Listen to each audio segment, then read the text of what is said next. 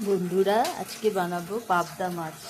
একটু নতুন ধরনের পাবদা, তাই জন্য এই পাবদা মাছগুলোকে আমি নুন হলুদ মাখিয়ে রেখেছি। এবার এগুলোকে ফ্রাই করবো। এই যে সর্ষের তেল দিয়ে দিয়েছি। এবার এটাতে মাছগুলো দিয়ে নেব। সর্ষের তেল দিয়েছি। এবার এই মাছগুলোকে একটা একটা করে ভেজে নেব।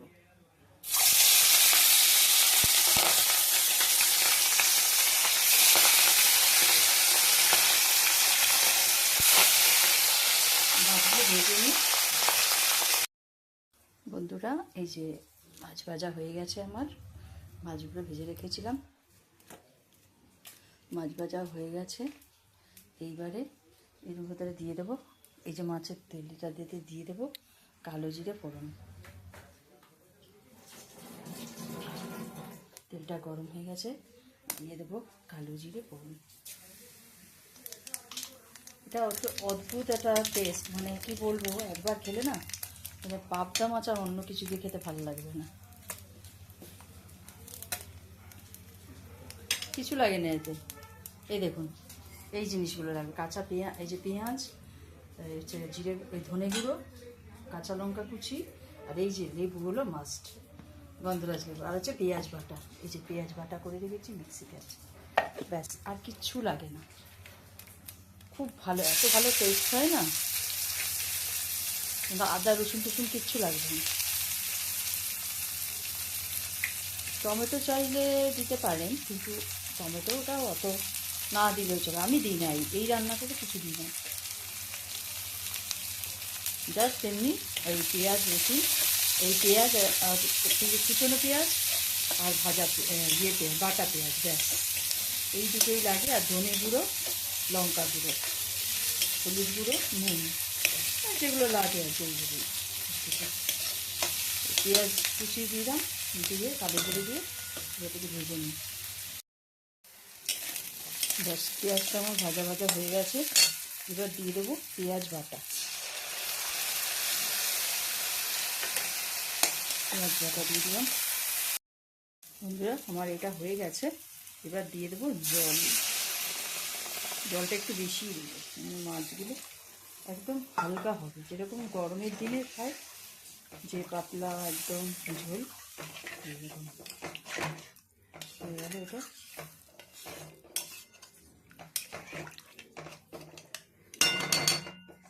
এবার এটা ফুটে গেলে মাছগুলো দিয়ে আর এই লেবুর রস দিয়ে দিতে হবে।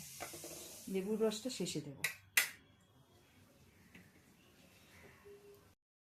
বন্ধুরা, আমার এই ঝোল হয়ে গেল।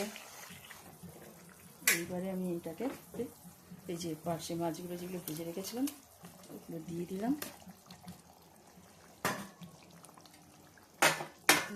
দিয়ে দিলাম।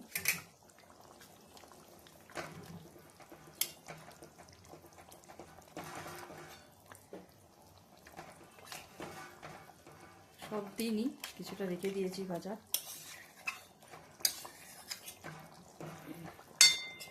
হয়ে গেল আমার পাবদা মাছ। এবার দিয়ে দিতে হবে এর মধ্যে লেবু।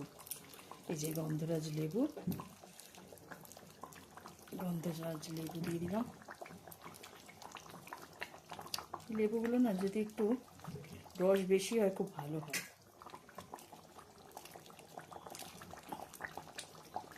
লেবুর রসটা আগে বানিয়ে নিয়েও দেওয়া যেত, কিন্তু ওই গন্ধরাজ লেবুর রস বানানো না খুব মুশকিল, তাই জন্য এভাবেই দিয়ে দিচ্ছি। এভাবেও দেওয়া যায়, অসুবিধা হয় না, কিন্তু রস বেশি হলে ভালো হয়। পাকা পাকা যে গন্ধরাজ লেবুগুলো আছে, গন্ধটা খুব ভালো আসে এতে।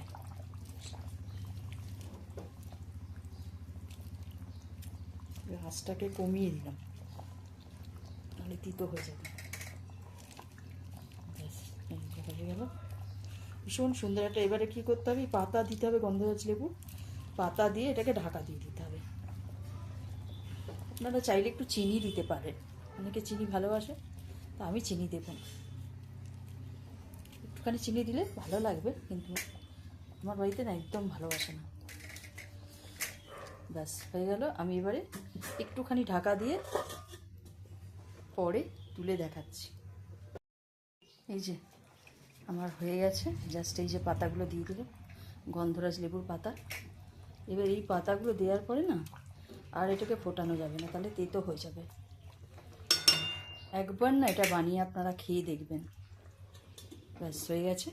আমার একটু ঢাকাটা দিয়ে রাখলাম যাতে এতে গন্ধটা ঢোকে, মানে পাতার গন্ধটা।